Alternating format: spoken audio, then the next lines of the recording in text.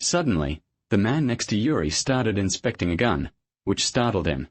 But he quickly regained his composure. That's a good one. This was the quick, witted reaction of the world's top arms dealer. Yuri calmly continued to introduce weapons to the Liberian president. After the deal was struck, Yuri transported a large quantity of weapons to this war-torn country, letting death spread across the land. A month later, Yuri started shipping containers full of weapons to Liberia.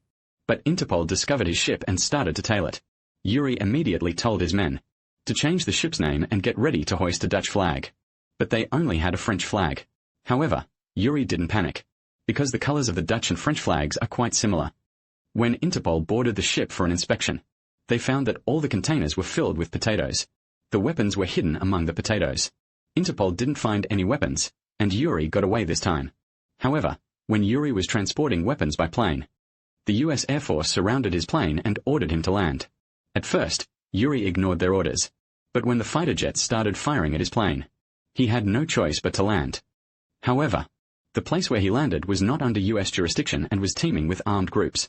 Seeing this, Yuri got an idea and started giving away the weapons for free. He simply said one thing. The rest was self-explanatory. This absurd scene unfolded right here within just a few minutes. The villagers looted weapons worth $1 billion.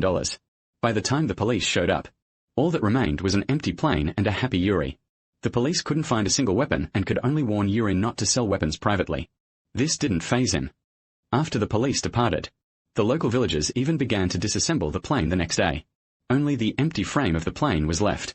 However, Interpol was still keeping a close eye on him. They tricked Yuri, his wife, into discovering his secret container.